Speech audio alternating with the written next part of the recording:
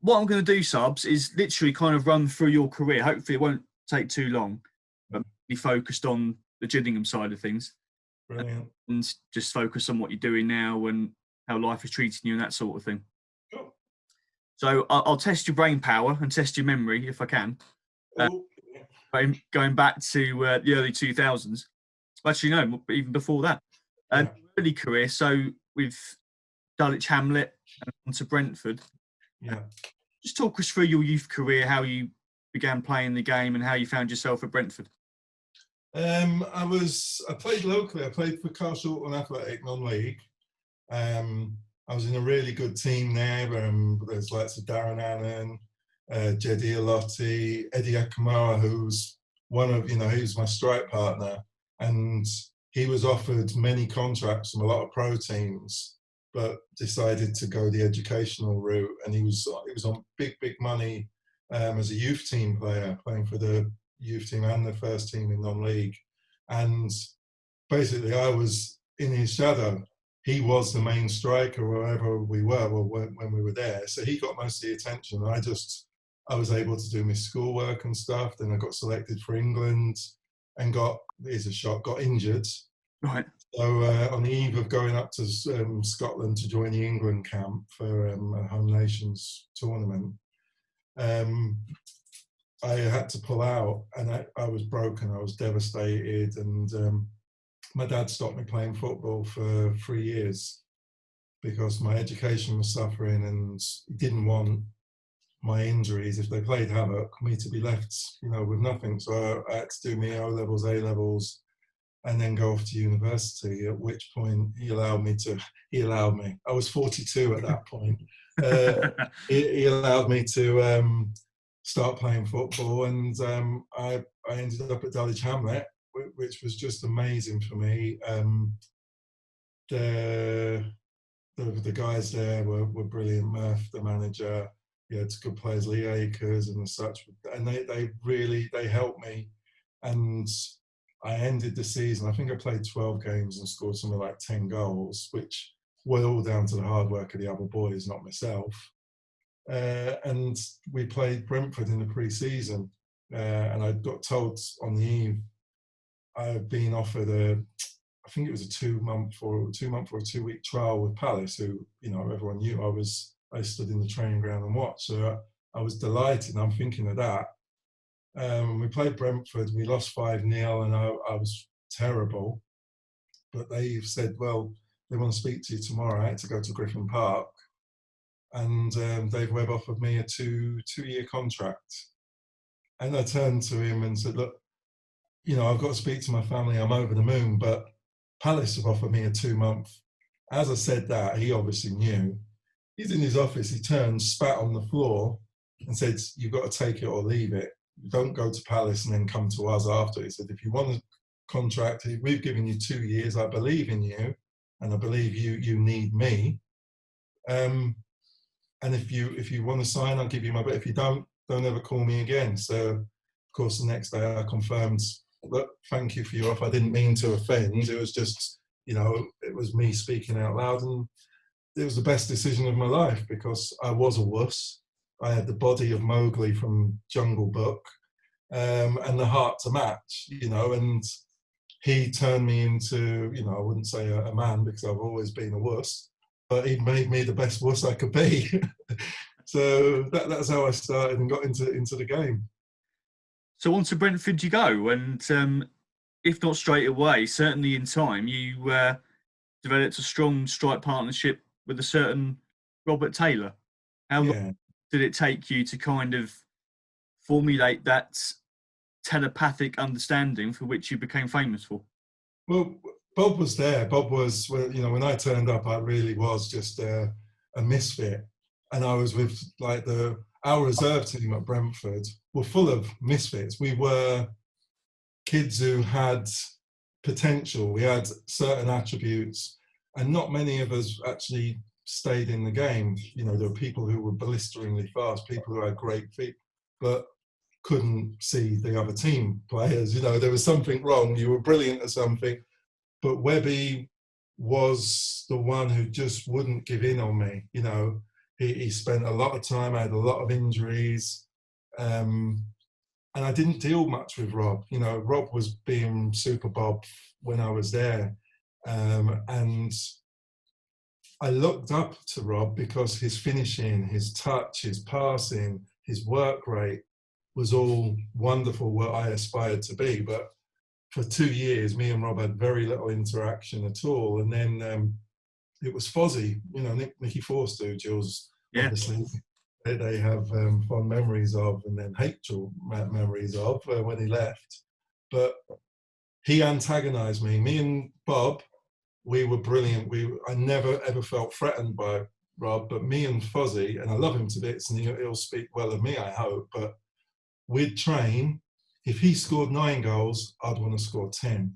And I hated Nicky being in the first team in the best possible way and scoring, because I saw Nicky as a direct replacement for me, and I could replace. Whereas Bob had different attributes to me, whereas Nicky was fast and he scored, and that's what I was mainly about. So it was mainly my want to overtake Nicky that drove me on in the early days, and getting through pre-season. There was a pre-season, my main pre-season, where I topped the goal scoring out of all the strikers. And I remember walking into training once and hearing Nicky say, "Oh, Sabs has scored so much," and it really made me happy, because I'm thinking, yeah, I'm actually getting in under his skin now. And I got under his skin so much, he made a record move to Birmingham. You know, that's what I do. I obviously broke his heart, and he didn't do anything. But no. But then with Rob, it was because of his character. You know, we're both very placid characters. We're not fiery, and it was easy to train with Rob, because if I scored, he'd congratulate, or if I did it wrong, he'd say, "Oh, so," you know, not in a horrible way to get my back up, just in a way where, "Oh, okay, I understand what he's saying." I could never emulate what he was doing. He used to kick a ball in a way that my foot did not strike the ball like he did, but I tried. And certain bits of my game improved because of Rob. But I just think there was a nice respect. You know, Tony Pulis used to have us in separately, you know, and it used to, Ash and Smudge used to get wound up and take the pee out of us, because Pew always had us in cotton wool, and he really liked working with us. But we loved it. And the first goal you saw Rob score then away at Man City in the playoff final, was, you know, Rob flicked it on, I got it, and I did the back. That's what we used to do, me and Rob, with Pew. We used to do these little and so when it actually came off, this little shadow that you see zooming off the screen when I tried to slide and cuddle Rob, that was because we'd done it so much week in, week out. For it to actually work against Man City and score the winning goal, because as far as I'm concerned, we won that one 2-0. Yeah. What happened after that slide, I don't know. But it was just lovely, and Rob never had the bad words. I was really upset after that match because I got injured and I had to watch Rob score whenever the ball went within 5 foot of Rob, while I was, you know, I had holes all over me. I'm watching my strike partner make such a name for himself and then go and get the incredible move to the worst team in the world, as far as I was concerned, was hard. But we kept in touch, and, you know, we spoke privately, and, you know, I'm still his biggest fan. I adore the guy. Just going back a notch, Nicky Forster, at that point in your career, did you need someone like Nicky, someone to look at and say, I need to get above this man to get in the side? I need someone like that to improve my own determination and try and get in the side above him. Whether it was Nicky or it was the fact, being my nature, even, you know, I am quite calm. I needed someone who really got under my skin, no matter what Nicky did. And Nicky's one of the nicest guys. You know, he's lovely, but him saying blue would be the way I didn't want someone to say blue. So it would rile me up. And it did bring the best out of me, because I wouldn't want him to say blue. So whatever I could do So it was, and plus Webby loved him. Webby, because he got him for, I think it was 250 he paid for him, and he was turning this boy into, Nicky was brilliant, and people couldn't deal with him. So Nicky's success reflected on the gaffer, and he was loving it. So I really wanted to be the boy who's come from non-league on a free, who's going to make your £250,000 look like 250 you should never have paid, because you've got me. That was it. I wanted to shine. I wanted to be the teacher's pet, and it was hard. But Webby, he gave me everything I needed, and I remember he rang me early in my career and said, "You're going out on loan." I was almost in tears. Like, Gaffer, you hate me, I'm like, "What are you doing?" It's no. This is, I think, the world of you, Carl. You're my diamond in the rough. But your next stage is to go away and come back a man, because you're not ready. The team needs you to go away and come back a different Carl. And so that happened. And when I came back, I took the fight to Nicky, and I took the fight to Bob, and I got in the team. So, and also there was Marcus Bent. He was there as well, coming at the time, and it was really good times. That's probably as big as competition as you could have had at that time. But you got in the side, Brentford had a really good squad of players, and you reached the playoff final against Crewe in '97, I believe. Yeah. Just talk me through that game. I mean, as a young man playing at Wembley, I'm sure confident going into the game. Is there much you can remember about the 90 minutes itself? I remember walking onto the pitch and thinking, "Oh God, I'm getting cramp, and I've only just walked out on there. This is not right." There was a lot of hype before the match because I'd been moved to left midfield for that match, and I was very young mentally, and I got the big agents, Jerome Anderson, I'm meeting Ian Wright, thinking I'm the big I am, and mentally my head was wrong. And I'm doing interviews for Sky saying, "Yeah, Carl Asaba, number 7, striker, not a midfielder." That sort of negativity before a match didn't help myself, and I don't think in hindsight it helped the team. I tried my hardest, but I don't think my mindset was right. I shouldn't have played that position anyway. But looking back at it now as a 47-year-old man who's wise like Yoda, the decision was for the best thing for the team, because Danny Murphy was a standout individual in that league that year, and the gaffer wanted me to affect him, and if not to affect, just to stifle him or occupy his mind a little, because we had enough good players who could win the match around us without. But as far as I was concerned, I need to win the match. I've scored 24 goals. I'm going to win you the match, not, okay, let me stand out on the wing and run here and there now and then, keeping their best player away from the ball, because he can kill us. I didn't accept that, but I do now. I played terrible. We lost the match. I was heartbroken.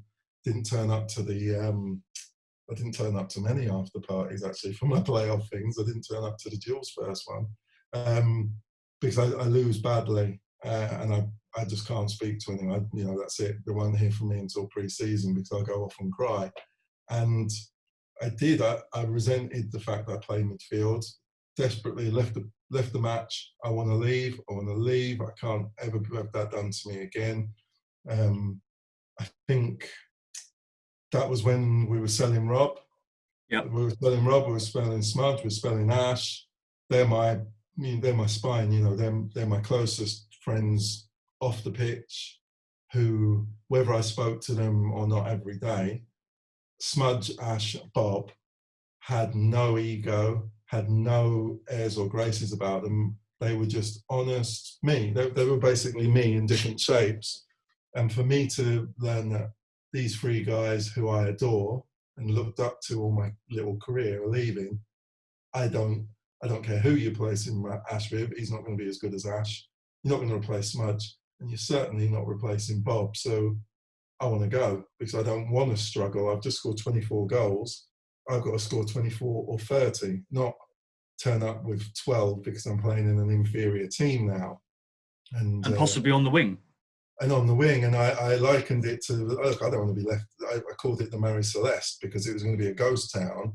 And, you know, Lance Morgan always, he reminds me that, you know, fondly, because he laughed at that when he saw the Marie Celeste. He said, what footballer quotes all this, Carl? Who are you? You do. Yeah, I do. I hate books. It wasn't an audio book on it. But so that's what happened. I made it clear I wanted to leave. And that was part of the worst 18 months of my life, possibly, because I got this agent because of Ian Wright. The agent wasn't geared for my division. He's a super agent. He'll get you to Real Madrid and get you best terms. But when you're at Brentford and you're just out of non-league, you're unproven, and who want you. You can't make, you know, Liverpool want someone who they don't want. So the agent, I'm saying, I want to leave, and I want to leave soon. And he came back with, oh, Reading want you. I didn't want to go to Reading, not horribly to Reading. They just had a terrible season, didn't know any of their players, lost the manager, not for me, but I'd made my bed now. So I had, what are my options? Well, they're Reading, they're going to make you the record signing. And my dad was working away, who was my anchor, my linchpin, and I ended up forcing this deal through, which was terribly financially for me because I was a Bosnian, and I could have earned a lot of money. Turned out the agents got a lot of money, which should have come to me. The deal wasn't great, but worst of all, I had the pressure of being the record signing. You know, Mr. Medeski, incredible man, loved the people, loved everything. The team were horrific. Great lads, all mercenaries. The team ethic that I'd gone from Brentford, going where everyone worked for one another, I've gone to this club where the guys were on a lot more money. They're at a later stage of their career when we were all youngsters who were just playing. These guys are thinking, well, what we got to do personally to get another 2 years in football. And the performances on the pitch showed that. There were matches where someone would do really well. There were never team efforts where we were united. You had standout performances from one player or two players because it was horrific. And I didn't do well in that environment. I had two really close friends, Lee Hodges and Limboy Primus, and Steve Mortone, also the keeper. And away from that, you had Parky and Jamie Lambert and Barry. So it was hard. It was just hard, and I'd moved away from my little brother, who's I know it sounds silly. I've gone from Mitcham over to Reading, which is 45 minutes, but I'm living on my own for the first time, and I miss my little brother, and I just hated everything about it. And of course, being the record signing, you've got all that pressure to score the goals. And I scored a few. I got injured. I started really well, to be fair, and then just things plateau out, and the true form of the team take place, and then the manager starts getting flack, and players are talking behind. It was just horrible. And then I started getting contacted by Smudge and Ash. What you up to? Oh, I'm injured. I'm just doing weights. How strong are you? And I was really getting, Gaffer can't believe that. Yeah, Gaffer. And there was all this talk that Pew really wants you. We keep talking about you, and Pew wants you. There's Addy there who was looking like he's going to go, and you're seen as a replacement. I was like, and that was flattering.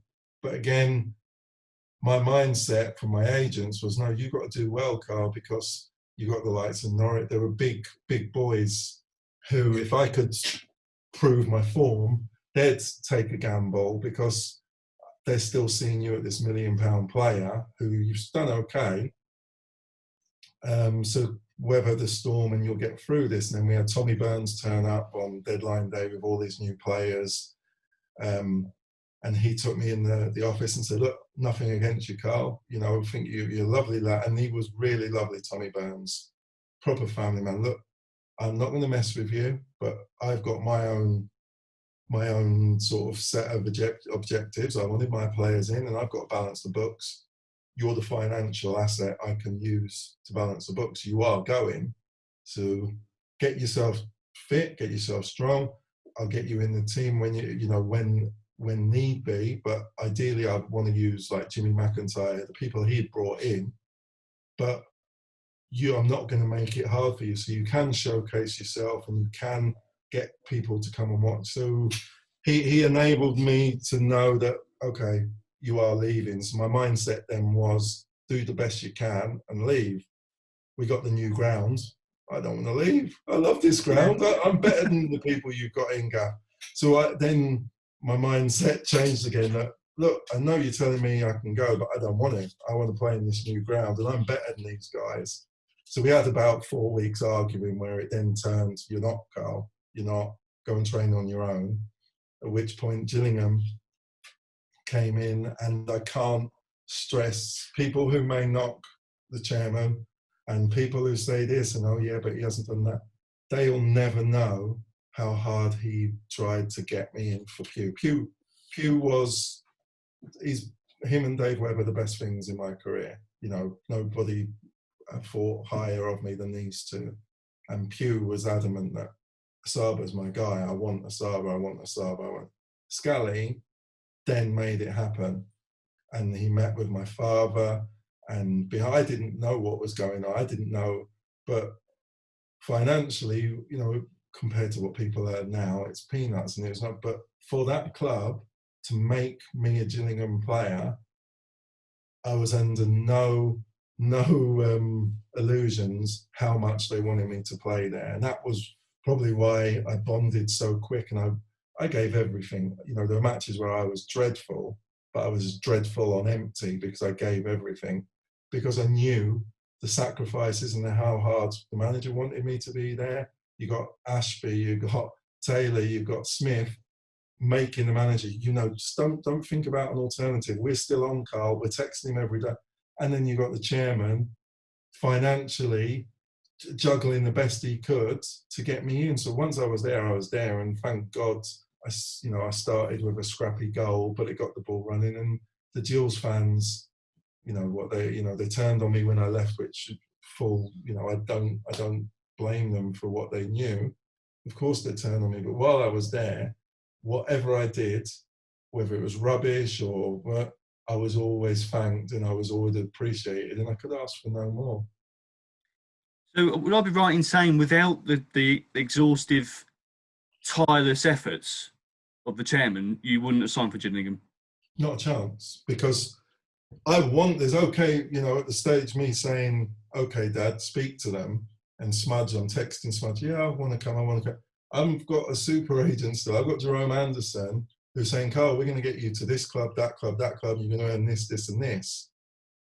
And it was my dad, not the agent, who sorted the deal. My dad was like, no, I want to speak to these people because they're coming for you, Carl. They want you.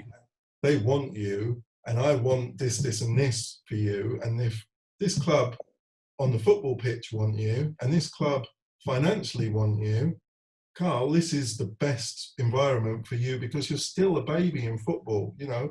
You're 24 and you're a baby. You're 25, you're a baby because you started at 21. So you need to get back into the right environment like Brentford, where you're nurtured and you've got someone who wants to put an arm around you, not someone who's going to put you as the person to blame, as the fall guy, as you were at Reading, and as you will be if this agent twist someone's arm to pay money they don't really want to do, but they're going to buy you to appease the agent to get so-and-so down the road further on, and you'll still be the fall guy because you're not wanted. And the chairman met my dad, called my dad, endless things. We've got a deal. No, we haven't got a deal. Like this is fallen on. It went on for ages. Next thing, I'm on a Friday night, Carl, you're going to Gillingham, you're going to sign this paperwork, and then in the morning you're flying to Blackpool. Yeah, all right. No, Carl, you're going to meet them, you're flying to Blackpool. And it happens. And that's it. The chairman worked his socks off. And from the moment I met him the very first time, the nicest man in the world to me. You know, there's been lots said and there were fallouts over this person's not got to me and my family. Paul Scally could do no more. Extra tickets, this, that, paying my money. For a starter, you know, we asked for money he didn't really want to pay. Never missed a payment. Didn't break his word once when I was terrible. You know, after Man City match and I didn't turn up and wouldn't meet Peter Taylor because I was suicidal at my own operations. He didn't stop paying me while I'm, you know, sent someone to the hospital to collect me in Bradford because I was crying. I wanted to get home because I was in such a bad way. I shouldn't have been brought home, but he sent someone to Bradford to pick me up and drive me home. I ended up having to be driven back to the hospital because it was the wrong thing. But Mr. Scully did everything for me. And the Gills fans must understand, and you know, it's easy to throw stones like they do up here about the Sheffield outgoing chairman.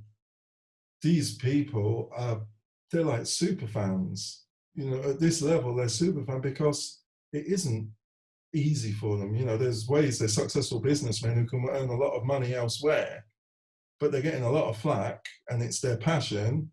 And I know that Mr. Scally could do no more, and he got his manager what his manager wanted, and he assembled a hell of a team. You know, the Gills team at the time, there was no team, you know, who could compare to us. We had skill, we had strength, we had unity, and that was because the chairman got in the manager that was right, he got in the backroom staff that were right, and they got in the players that were right. It comes from one man, and it comes from the chairman.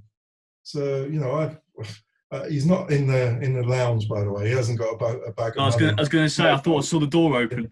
No, but if he was, he'd probably be robbing me medals. But no, they're still there. It's fine. They're not actually there. I don't know what medals. Oh, okay. No, you know, I mean, he was wonderful, and I was just lucky to be part of it. Would I be right in saying you felt at home almost immediately because you did know some of the players? Wasn't as if you were walking into a dressing room where you knew nobody, and you were up front with a guy who you knew. I admired is the term. I walked into the dressing room and got abuse. That's it. That's how abuse. The moment you get abused. When I came to Sheffield, I walked. They introduced me on the pitch. The boys were training. I'm fully dressed. The goalkeeper rugby tackled me into the mud. I respond to that. That's lovely. And walking into the Gillingham training room and getting absolutely destroyed by Ash Smudge and Bob was perfect. I was home day one, and it just made it easy. I'm one of the people here. I'm one of the guys. I'm going to mess on with you, and we're going to give you the best. You know, not in a fiddler kind of way, but in a united team effort way. And it was brilliant. And of course, you had a good start. Oh, you played at Blackpool. You adhered to it just then. But you scored on your home debut, which I believe was Wrexham. I haven't written it down. With a nice little finish. And of course, we had a fantastic campaign, which culminated in the playoffs. And those memorable games against Preston. Just talk us through that. The games that were a blur to me, the memorable ones that were a blur. The season itself was brilliant because I felt we were so strong. We were so good. And I don't know how we didn't actually get automatic promoted. You know, I'm not sure what happened. I think we had a little blip where we went on a bit of a dead run. And I think I actually got suspended. It was Pardew had to come to London, and I got headbutted. I'd scored a goal and I got headbutted and sent off. And there was so much going on around all that, I got distracted. And these matches when I should have been suspended and I was terrible. So this probably would have been better off suspending me so I could have got a bit fitter and come back fresh. But something happened. I'm not sure what happened during the way, but we fell away and we ended up in the playoffs. But I've been through the playoffs with Brentford before, and the post-season training with those lot is so fun, you know, doing head tennis and silly. I didn't think we weren't going to get to the playoff final. I didn't ever think, Preston, who were a great team. They were a very strong team back then. really, really Laketti and all that. They're really good, but they weren't going to beat us. And coming to Priestfield, and knowing going back afterwards, the first time I went back with Sheffield, Warnock was actually peeing himself laughing.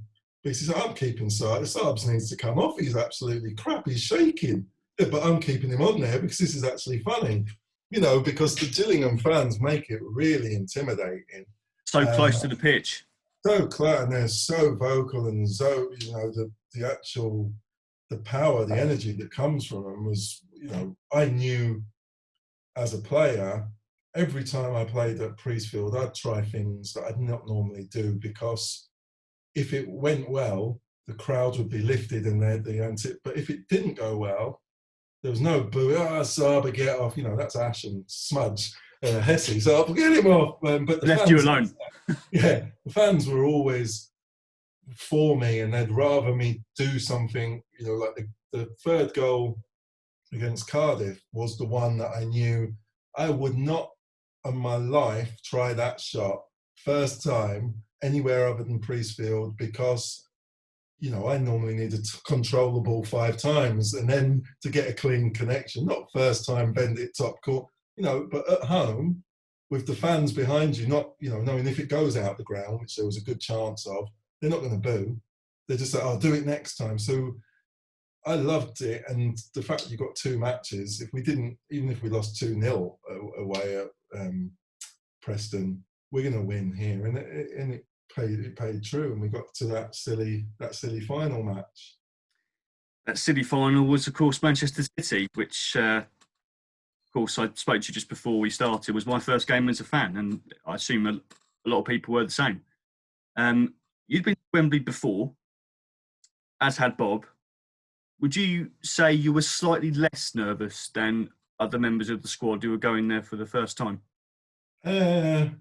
Yeah, I think, well, we obviously we knew what to expect. We'd been to Wembley, a bit out the window. The moment you left the hotel and got in the coach, the experience was not the same, because everywhere was packed. We played against Crewe. There may have been, I think, 40,000. I'm not sure. You're playing against 79,000. Massive crowd, huge crowd. And there were people who didn't get into the ground. They were everywhere. So I was sitting next to Pato and Saunders going there, and we're just looking, and the police everywhere, there's fans everywhere, and it was a huge occasion. So I thought that, we'd been there before, and but no, it was new for us all. But again, it was our group. You're playing against Man City, the big guys, this player who's on 4 times more than you, and they're not better than us. And collectively, they're not going to be as united as us. So we were going there, and I didn't expect to lose. It was just my problem with that team. I didn't think we could, if we lost, I was shocked. It wasn't like if we win a match, I'm celebrating. No, well, I'm going to win because I'm in this team. I expect it. If we lose, I'm like shell shocked for a weekend, because how they beat us? Our fault. Not another team's better than us, because there was no team better than us. We would have done something wrong. So it was a good experience, and that was it going to Wembley. We do what we can do, we win. And we probably should have done. Yeah, but we didn't. 90 minutes. I can still see your goal now, running through Smudge's pass, and you slot it past the keeper, you jump over the advertising boards. And if you play to that absolute exquisite back heel for Bob, makes it 2-0. And I think I speak on behalf of perhaps every player and every fan when we just thought, we've done it. That's it. They're not coming from this. And of course, then I think you were taken off. I guess the manager thought, I need to shut the shop. I was dying, by the way, though. Remember the last 4 or 5 weeks of the season, we knew I had this femoral hernia and adductor, my abs. So I did all those cosmetic sit-ups and leg weights too much, and I needed a bilateral release of the adductor muscles as soon as possible, and my adductors as well. And I've been on so many painkillers for the end of the season. I've been being sick with blood coming out of it because it was rotting my stomach lining. So the gaffer knew after that match I was in hospital the next week having this, and it was a correct decision. You know, my dad and everyone was saying, "Why did he take you off? He shouldn't have." It was the right decision. The game was won. We're killing time. I was shot. My legs were hurting, and it could have gone even worse. It was the right decision. The fact what went on after I came off for the last 2 minutes of the match was just, was it Darren Carr who came on, did that incredible slide tackle with his left leg, or it was Guy Butters? When I can't quite remember, but I remember someone going in with the tackle when it just happened to. Greatest, and it fell to Horlock, who does an incredible strike. That from those 2 minutes, that's why we love football, because the game's over. The best team got their 2 goals, 2 great goals.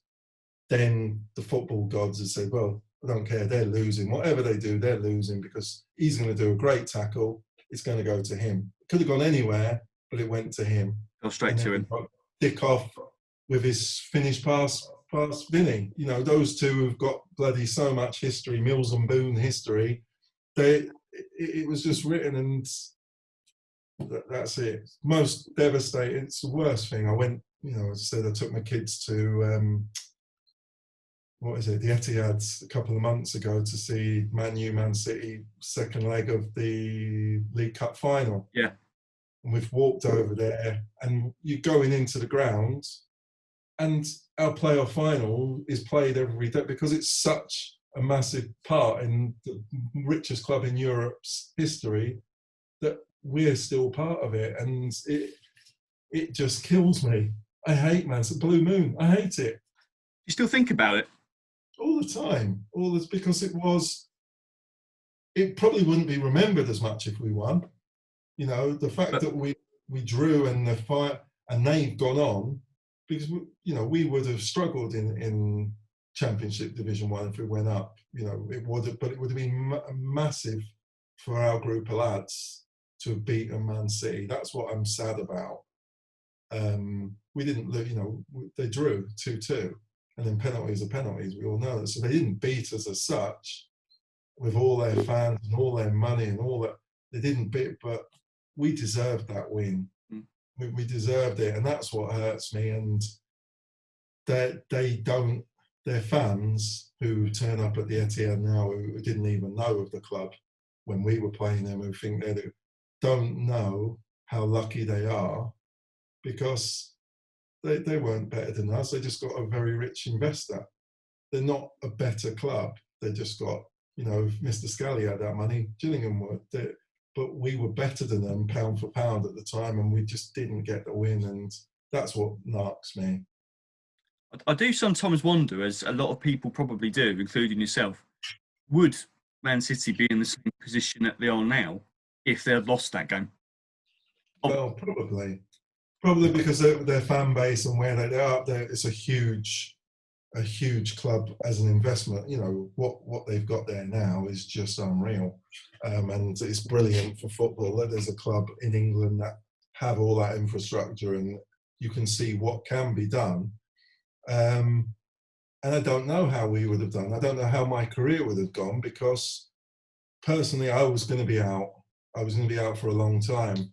And if we'd gone up, you wouldn't have Iffy and Nora I wouldn't have been replaced by Iffy, Rodney, Marlon, but I would have been replaced by bigger, better strikers because of the financial money and the division. So would I have got back into the team after my injury? So lots of things would have been, I might have ended up going backwards, not being able to get into the team, being disillusioned because, oh my God, I'm out. They're not bothered when I come back. They've got James Beattie playing there. Why would they want? So God knows what my career would have done, whether Gillingham would have gone up and come down, or would they stayed up. But the fact that what happened, Pew then moved on and to a different, I think, well, it is what it is. And it's just the fact that Man City, I hate Man City. That's the be-all and end of the story. If you cut Carl and you want to see, my blood will put a little bit on the floor that it spells Carl hates Man City. That's all. That's all that's come from it. So you referred earlier that you didn't didn't take losing particularly well, so you didn't go to the after party. No. And of course, you were injured. Tony moved on. Peter came in, and you just referred to it there. You were out for quite a long time. But did you speak to the boys much before you came back? I mean, had you spoken to Peter Taylor about your injury? I spoke to, the first time I spoke to PT, he hammered me, and rightly so, because there was some photo opportunity with him and the guys when he's been unveiled or and I refused to go. I'm not coming back. Well, that's going to, Gillingham, from where I'm living in Reading to Gillingham, I can't be sat in the car because I've just got over blood clots. I'm not, to be fair, what an obnoxious, horrible Carl I was at the time. Because I'm watching this person talk about Bob and that, and I'm not sure if I'm coming back at all, because I'd now had 3 operations. It'd gone from 1 to 3, and I was just scared. So poor PT got the most obnoxious and not Carl Asaba that anyone's had to deal with. But once I sort of got on the right road and I knew I was coming, I was going back to Gillingham and training, that it was just wonderful, because I wanted to be, I'm sat with everybody watching Super Bob, Super Score every time. I think, well, if he can score 3 and I can score 4, or I can score 3. And it was that I want to be part with Rob. So that it helped me. And you got Ash and Smudge just texting me, hurry up, Pat, because they wanted to bully me.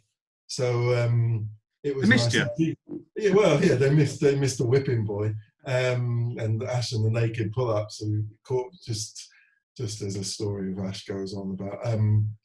But PT himself brought different training, and I was looking forward to it because I love training with Pew. But the boys were enjoying themselves and they were playing a slightly different form of football, and I wanted to be a part of it. And there were new characters, as I say, we became like brothers, and Rodney Rowe. And it was nice again, and I was itching to get back playing, and it was good. I think your first game back was against Chelsea in the Cup. Correct me if I'm wrong. Yeah, John Terry, against the young John Terry, where yes. I decided the easy option was to stand against Dasai because John Terry was something else. But no, it was brilliant. I remember Deschamps and everyone. It was a good. I came put on a good side out. A very good side. It was a good game. Yeah, it was a good game. And then I think it was Preston away was my first league one, and that went really well. So that was good. So again, we come to Wrexham on the last day, needing a win to go up automatically, which didn't happen. So into the playoffs we go. And again, were you thinking, playoffs again, going down this road again? Yeah, and then in hindsight, I didn't. This is my 3rd playoff final. There's people on Sky Sports today. There was someone, well-known player, who's coming to the end of his career, wanting to play at Wembley. This is his last chance of. This was going to be my 3rd chance of playing at Wembley. I missed the previous playoffs with Brentford because we lost in the 2-legged bit. But again, we're going in the playoffs. We're going to beat Stoke. Stoke were a big team, a good team. Over 2 legs with Priestfield, the second match, not a chance. So that was the belief. They're not beating us. No one's beating it. Over 2 legs, they're not going to beat, especially playing at Priestfield second. They're not. Obviously, lots of teams did beat us over what, but mentally, you're going into that, and I'm not just talking rubbish. With those boys around you, you're going to beat, even if I play and I'm terrible and I'm taken off after 20 minutes, I'm going to be replaced by somebody who I know will form part of this unit and win.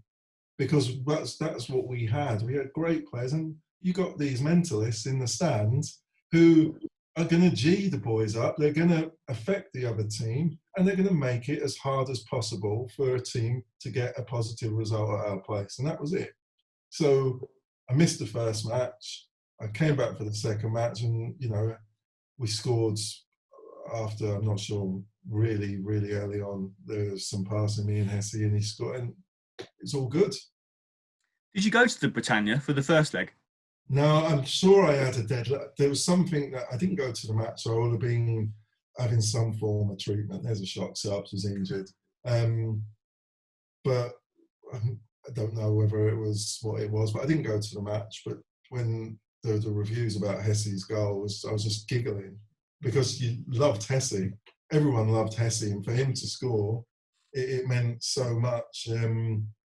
And for all the players, for him to score, I'm sitting at home just wanting the match to finish so I can speak to the boys and just, oh, it's Hesse, it's Hesse. It was such a lovely thing to happen because he was the cement. You had he was the glue. You know, and there's all these talk, like when I went to Sheffield, there were little cliques. There were French guys, there was this guy, there was that guy. And I didn't really know of cliques at Gillingham. And I always put it down to Hesse because he was in with everyone. And if, I don't know whether it was conscious with him, if there was a clique sort of forming, he'd integrate with that group and get them back into it. So he was the one, and for him to score a worldie, you know, he'd play. Because his character is so funny, I wanted him to describe the goal to me, you know, because he'd either play it down or he'd say, oh, you know, his little sly comment that I couldn't do that, and I bet you wish you scored that. So I was and he'd go, oh, it's something only the German could do. And that was it. I wasn't even thinking about the result. Oh, this is great for the team. It was for the boys, you know. Hesse, how have you done that? You know, so it was, I was at home and I was just being like a kid, not thinking of Wembley, just thinking of that actual match, knowing that even if we lost 3-0 at Britannia, we were going to still beat them in the next match. So, and that atmosphere was just too much, you know, and the Stoke guy getting sent off, it was hard to deal with, and you would do things that you wouldn't normally do. That's why I don't think the Premier League should be restarting now, because the results are going to be different, because the atmosphere is not going to be the same from the crowd. You know, whether we would have beaten Stoke as we did, that guy wouldn't have got sent off as he did because he wouldn't have been reacting to the pressure of the crowd. So, yeah, the second match was a formality, not a formality, but in your mind. Surprise. As far as I was concerned, it was about the final. And yeah, it was brilliant. And we had so many goals in the team. You had Butler, you had Tomo, you had Super. Well, I'm saying without me, because we all knew we couldn't count on me for anything. But the other guys, they were proper goal scorers. Butts, goal scorer. Tomo, my God, that boy can finish. Iffy. And then you got Iffy, you got Rodney, and you got Soups. So, you know, well, not Soups. It was good. So back to Wembley, third time lucky, I guess. But we were made to work for it. I think I've replayed the highlights as more times than I could count.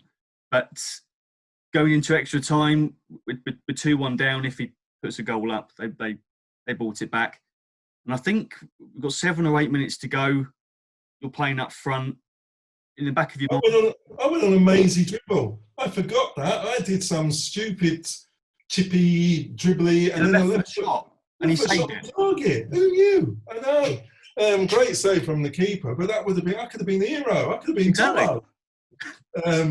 It's very kind of you to give that to Tomo. That's what I think. What do you mean, to let him have the moment? Yeah, I thought it was very nice of you.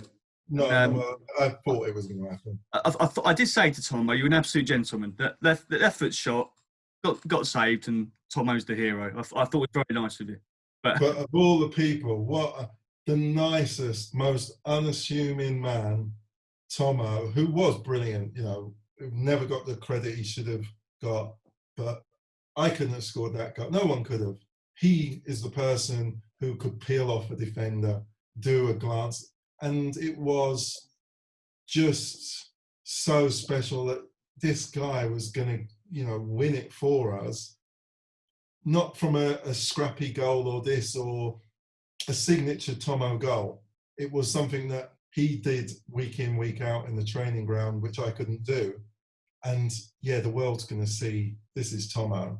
And it was a brilliant cross from Ty, Oh, brilliant play excellent cross. from Junior. And yeah, it was brilliant. What a great moment. Of course, when you had your shot at 2-2, it was saved. I remember your reaction as you walked back to the centre circle. Did you think, penalties, might have to take a penalty? No, I wasn't bothered about penalties. I didn't miss. I loved penalties. That was. I don't. So you know would have taken one. I would have taken one. There was a matter. I know it's after my time at Gills, but I was playing for Sheffield and I was penalty taker, and I was sub away at Carrow Road in the Championship, and I went on. Just as I've gone on, we got a penalty. And I've run over to it. It was in front of their cop, and it was packed, and it's Norwich. And I'm looking at the bench, and I'm seeing Warnock going, no, you're not. But for some reason, when it came to penalties, I had this, I was crap. I couldn't pass 5 yards and guarantee myself I'd pass it to the right person. But penalties, I had this belief, I'm gonna score. My first goal for Stoke, I put it in the very top corner. On a penalty. So the penalties weren't a problem for me. And I would have probably asked to take the first one because there were people who would have, been worried, not of taking it, but of the stigma if you miss. Yeah. Whereas I think because I'm such an idiot, I'm not affected by stigma. I don't care what people say about me because I'm me, and if I miss, I've tried my hardest. If you want to hammer me, you're looking stupid because I've tried my best. Yeah. So that wasn't a thing. I was gutted that I've actually had a left foot shot on target in Wembley and it didn't go in. That was my problem, not fear of penalties. So Tomo wins it with 90 seconds left on the clock. At the full-time whistle, I'm sure relief, ecstasy, joy. Sadly, you lost twice at Wembley. So for you, was the outpour of emotion not because you'd won the game, but perhaps you'd erased the previous two finals from memory at that moment? I didn't erase it. I don't, honestly. The Wigan match is the match I remember least because it doesn't come with as much pain. I don't know if that sounds funny. No, absolutely.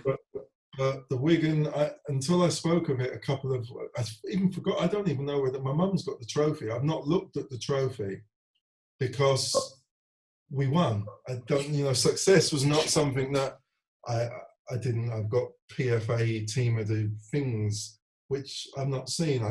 It's more the losses hurt you more, the significant losses, and I remember them. And we are the champions or Bloomer. Not hearing that music at the end of the match, wanting to cry and to die, was the nicest feeling. Not that we're going to go up the steps and do the. It was just not wanting to hurt as much as you hurt before. Yeah. Because you're walking away from that match, and it doesn't matter. You could have holidays booked to the Caribbean. You're not mentally there. You're broken, and it was more not enjoyment, it was a relief that I'm not hurting. That was it. And I had so many friends who were fans of Gillingham who they're broken as well. And it was just that, I'm happy we're not all broken. That was it, because the pain you go through, you can't describe the pain of the Man City match. People say, what a great... No, it wasn't great. It scarred me. I hear Blue Moon and I end up shaking. So it was that we're not going to have to shake when we hear Wigan. So, of course, the celebrations to follow. Iffy seemed to recall a story of you in a kitchen in a hotel room trying to find alcohol during the evening. I don't know if you remember that. No, it's Lucasade. Oh, okay. What's in it, though? That's just a label. That's just a label. You know me too well. Wow. So the next season, you continue your goal scoring form. You're back to, I would suggest, full fitness. I think February, March time is when rumours started going around that Asaba was leaving, which you did, off to Sheffield United. Just put the record straight for us. I mean, I'm not aware of the ongoings and negotiations. It must have been a heart-wrenching decision to leave, but you feel at that time, possibly, I'm not saying it would have been, possibly your last chance to play for a club of that stature? Well, no, I thought I was going in November. I thought I was off to Leicester in November. I thought I was going there. There were other teams who were being spoken about. And then it got to, the Leicester thing didn't happen. And it got to Christmas, and my dad and the chairman had a long dialogue. And obviously the Bosnien thing kicked in on the 1st of January. You knew the 1st of January you can talk. And once it got to that point, it was then down to my dad. Look, Dad, I don't want to know. I've got to focus on the football. The last thing I know, if you tell me, Carl, these are your options, everything that you think I need have been satisfied, so then I can just make a footballing decision, Dad. That's all I want to do. And I don't want to know about money. I don't want to know what I'm signing for, as long as it's on parity. So don't ask Team A to pay X, £5 less than you're asking for Gillingham. Everybody has the same. And if anything, it would have been stacked towards Gillingham. I would have paid, I don't know, but I would have been more inclined to play for Gillingham for less money than a new team for a little bit more, because it would have worked out. So that was the criteria I was given to my dad, and I was completely meant, because Hess was manager then, and I love Hess, and the last thing I would want to do was destabilise his team, because it was a reflection on his managerial career. So I was aware that if I'm not playing to my best because I've lost focus, it impacts my friends, it impacts me because I'm not looking as good a player, it's impacting the fans who are paying 30 quid to come and watch us.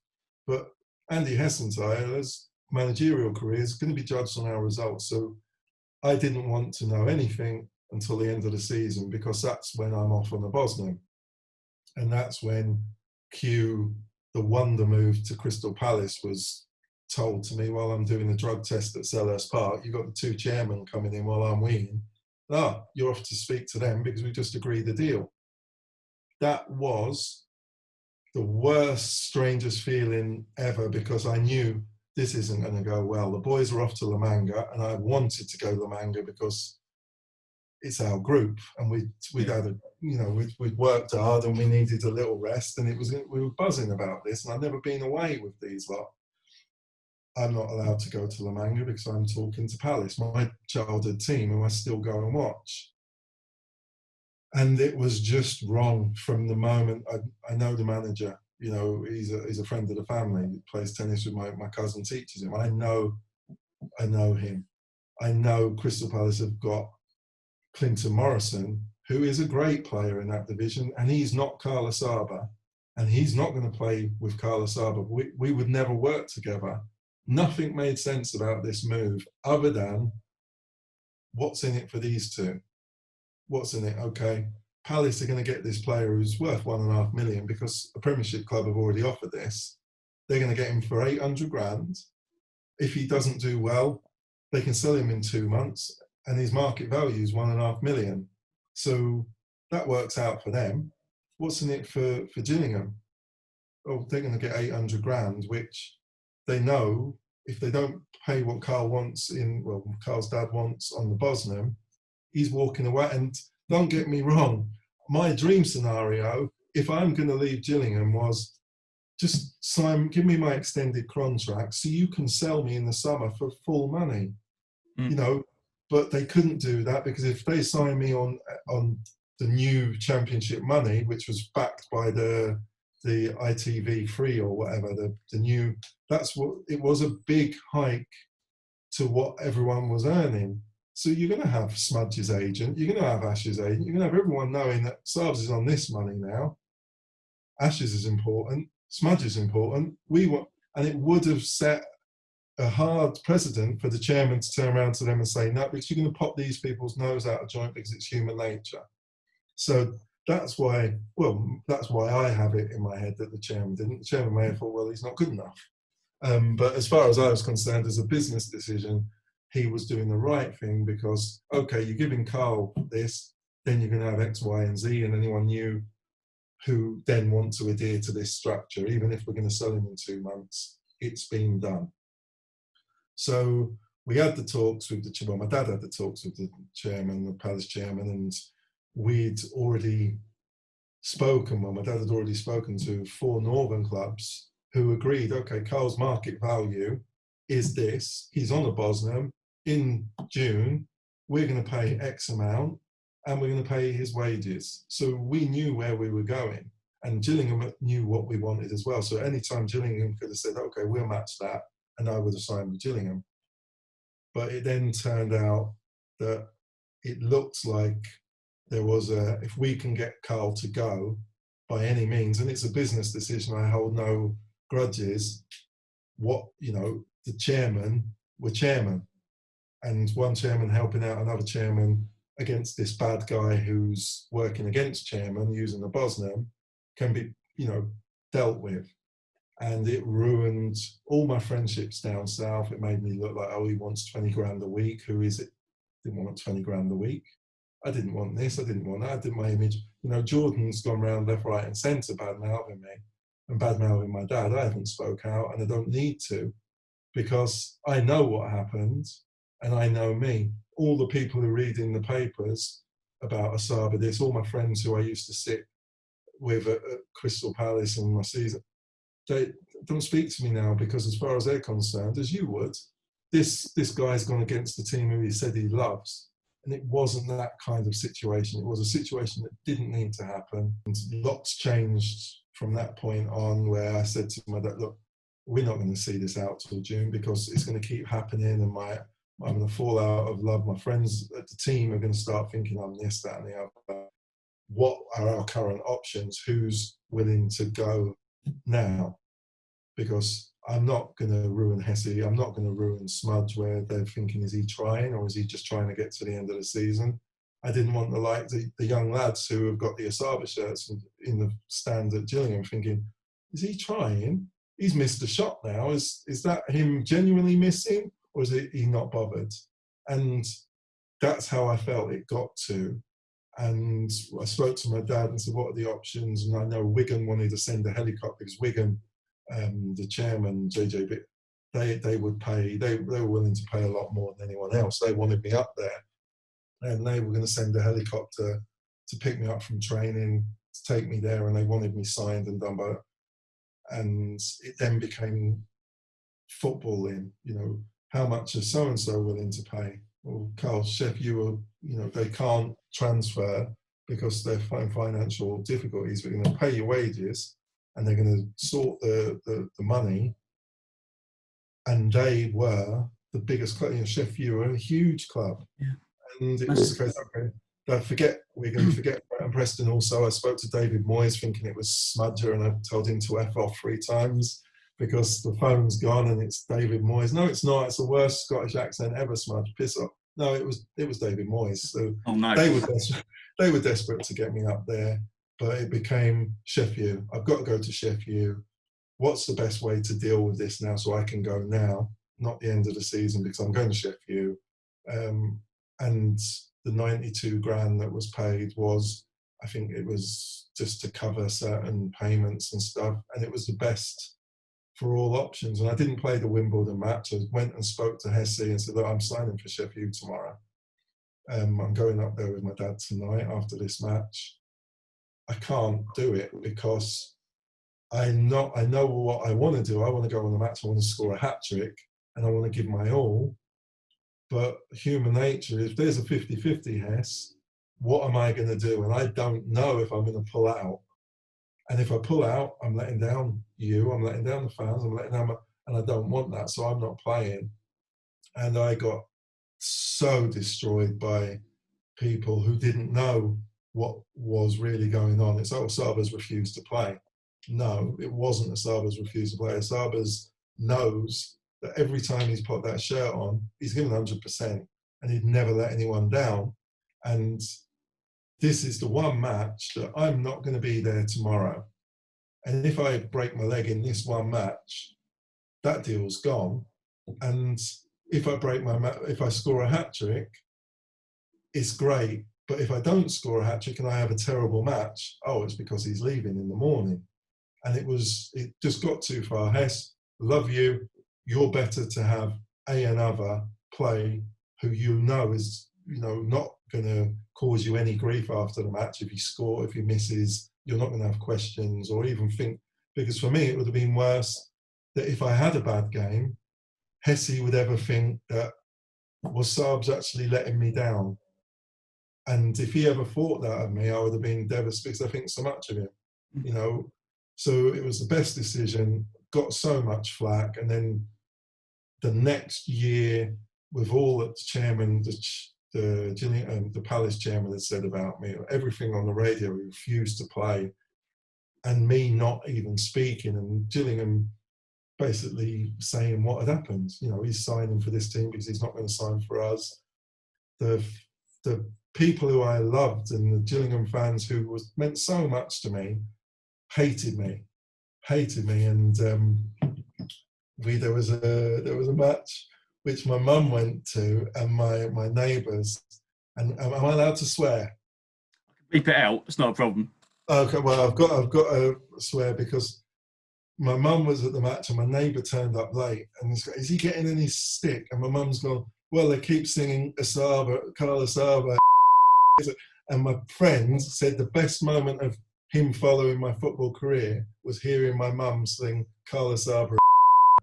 So, and that was the Gills fan, and that's what I had actually become to the Gills fans. But now I started, my Facebook. I'd never had anybody on anything, and I just accepted, I think, 2,000 followers on my Facebook. And I didn't think every person who's actually got a well wish. So I have my messenger now. I'm having to put. I'm sorry, I'm not ignorant. I'm going to respond, but I've got 2,000 people. Just so lovely that we heard your interview on this Gills online. I've heard it, and we didn't know that was the case. And just thanking me for my time at the Gills, and it's been so wonderful. But no one ever heard my side. And they will have thought, Carl Asaba is this money grabbing, but it wasn't like that. And of course, it would have been nice if I stayed, but it is what it is. And as long as they all know, whenever I played, I tried my hardest. And I didn't ever put that shirt on once, not fully committed. That's enough for me. They can still think I'm the W. It's not a problem, but I'm the W and never let that shirt down because it meant a lot. You praised the chairman, Paul Scally, for bringing you to the club. Have you spoken to him since you left the club? Did you part on reasonable terms?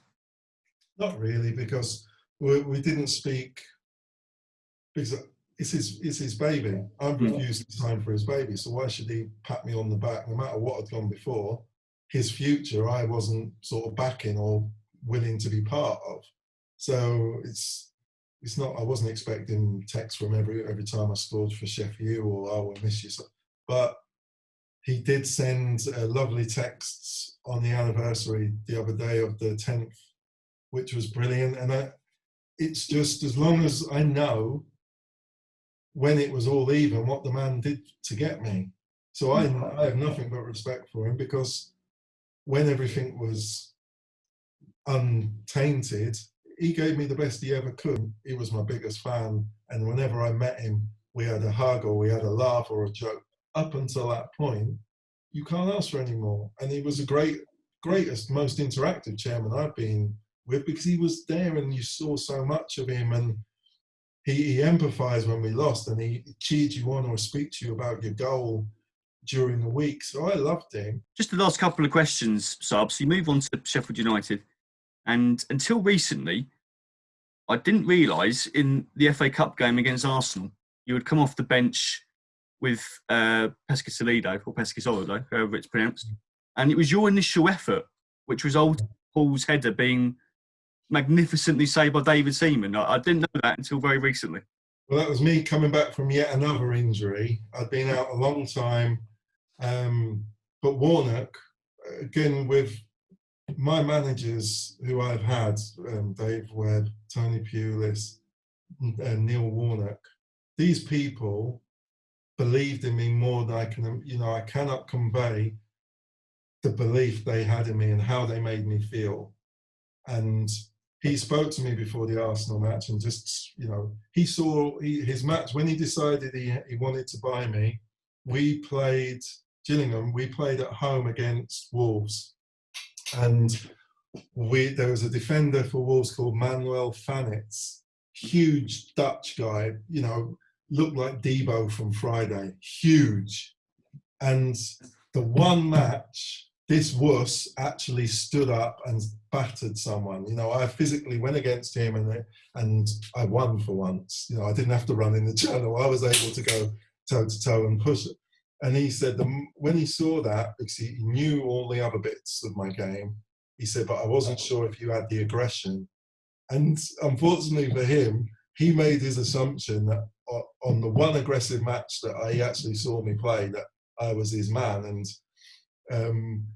he spoke to me before the Arsenal match and said, you're here because of this, that, and you're the best. And I did some tricks over Gilberto Silva when I came on, which he spoke about. And this shot, it was the easiest shot. This scissor kick is a hard thing, but if you can do a scissor kick, this is how you'd want it. You want someone to throw it up nice and soft. I'm left-handed, right-footed, but some reason I scissor kick with my left, and it was on my left side. I'm seeing the ball. I'm now celebrating. And the big thing from this, as a sports psychologist would tell you, you've got to stay in the moment. Stay in the moment, swing, hit the ball, then celebrate. Oh no. Semi-final FA Cup against the team you now support, Arsenal, at Old Trafford, the world watching. Asaba decides to celebrate before he kicks the ball. That's it. That's all I can say about that. I'd already scored. I'm practicing my somersault. I'm going to do my Obafemi Martins, this, that, and the other. Slice the ball, the worst slice ever, onto Pesky's head, who does a great job. No one ever says, oh, God, that Asaba's sliced it so bad. Pesh has sent his neck, managed to... No, they blame Pes for not scoring. So I apologise to him every year that I get him reminded that he missed... It's a great assist. It's a great assist. Well, almost assist it was. But yeah, it was just part of that season for Sheffield. We lost in the semi-final over 2 legs to Liverpool in the League Cup. We lost the FA Cup semi-final to Arsenal, and then we also went over to Cardiff and we lost the playoff final. So I've lost I've lost 3 playoff finals, and I've got the 1 victory against Wigan. After Sheffield United, on to Millwall and on to Stoke. Just talk us through the latter part of your career, and when did you, in your own head, decide, that's it, I've had enough now, I'm going to hang my boots up? It's hard because it'll sound horrible, but I didn't want to leave Sheffield. I was as happy, Gillingham was immense for me. The boys were immense. Sheffield was a huge experience. Everything you train, there's hundreds of people. It was a really great, and I loved it, and I loved being in Sheffield. And I love being like teacher. Warnock loved me, so I love being teacher. And the moment it was like, okay, we've had a good go at this now, and we've not actually got our promotion. We want to try again. What do you mean you want to try again? I'm Sabs, I'm fit, I'm back. No. We're going to go another route.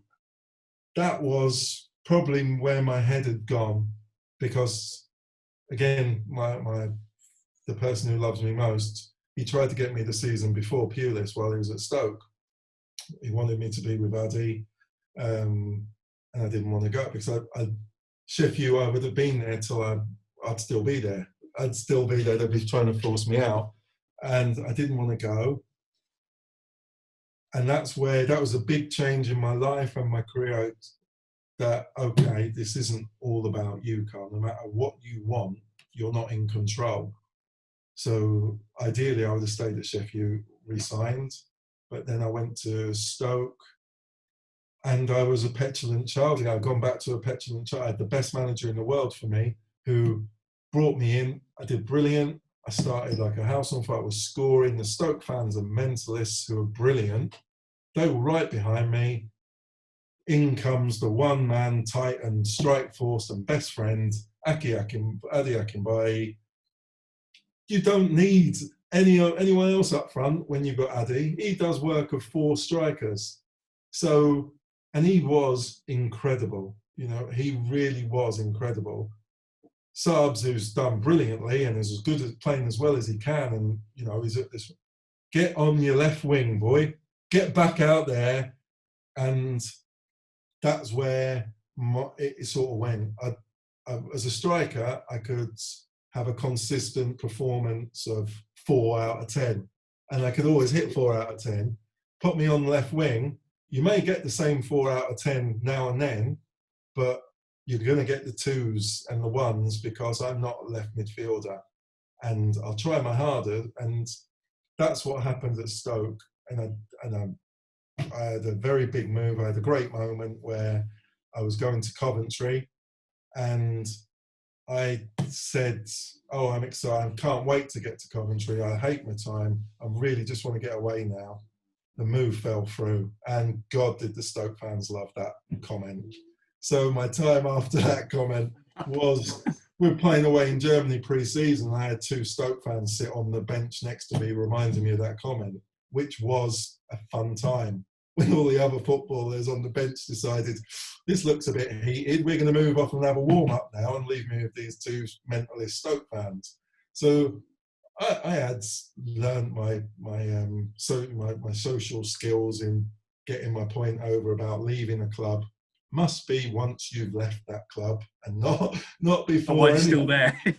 Not before anything could fall. But you know, and Pew was wanting me to understand, Carl, do your coaching badges. Don't worry about playing every week. There's life after football. And I knew I didn't want to go into coaching, and it was, no, I don't want a bit role gaffer. I don't want to be a sub and come on. I want to be the main guy. And I wanted to leave Stoke. So I then left, and these moves, even though they were worse moves for me for football, financially the moves were getting better, the worse I was getting. And I met with Theo Pafitis, and I went to Millwall, and again, it was financially a better move. And it was like going to Reading again. It was mercenaries, wasn't a nice experience. I had a 2-year option, and I spoke to Ray Wilkins. I don't want the second year. You're better off bringing through some young kids who are on a fraction of my money. I don't want to stay in London and earn money just because I've got the contract. I want to go back up north, back home, and I just don't want to be part of this. So I had to, and I didn't take up the second year option because it wasn't right. And sorry, that's my dog snoring. Oh, no worries. It's just out of shot. Yeah, well, that's all he does. He's 19 hours a day he needs to sleep. He's my perfect pet. Then I went to Leicester, and it was brilliant. I really enjoyed my time at Leicester. Got injured during my trial, and I worked really hard, got really fit, and they were playing some really good football. And the manager was all excited after training on a Tuesday and said, "Look, Subs, we're going to sign on the Monday. We're going to sign you. We're going to, we want you. You're going to play against Crystal Palace tomorrow night. You've done really well." And they offered me a short-term contract till Christmas in 7 weeks. And I went, "You're offering me, I've just been here all this time. You know I can do, I've worked my socks. You're offering me until Christmas? Fair enough. I'm out of football. Because you're pro Carl, you actually like Carl, but yet you're only willing to give me a 5-month contract.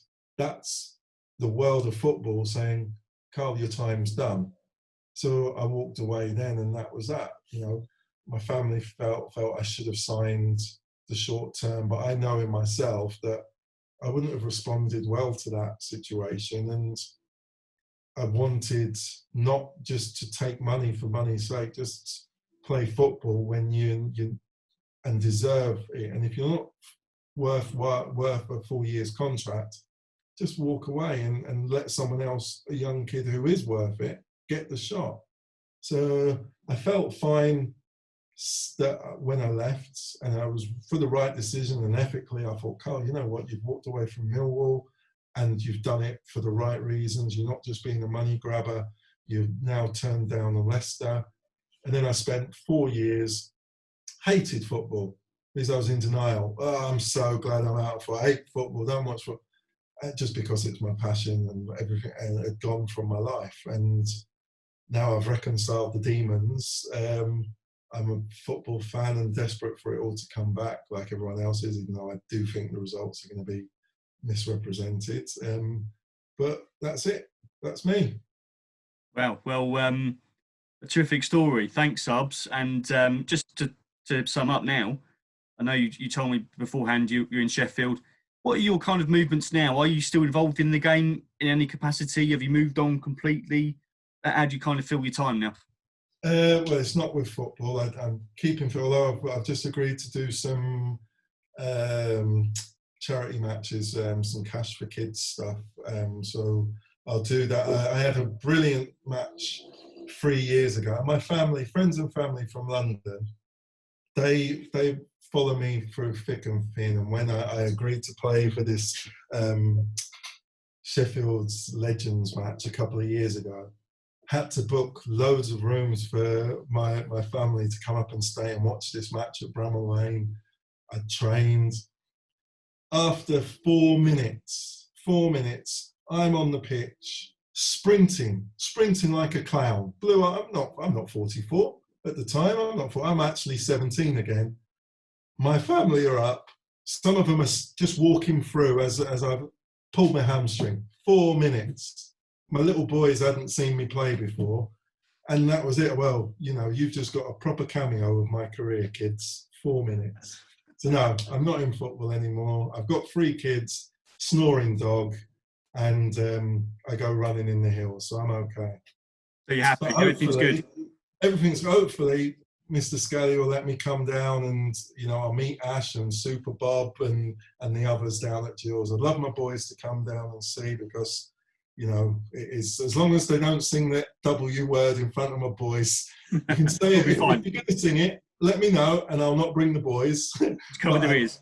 I do want to come down and get back to Priestfield and, you know, just say hello. That'd be great. And I'm sure the fans would love to see you, Subs, because it's been a while. I know that they hold you in incredibly high regard. So at some point, hopefully, we see you back at Priestfield. We'll see if we can make something happen. But for now, thanks for going down memory lane with us. An absolute pleasure. And hopefully, we'll see you in the near future. And thanks for your time. No, thanks, Phil. You take care. Cheers, Subs. You're top man. Bye-bye. Thank you very much. Cheers. Bye-bye.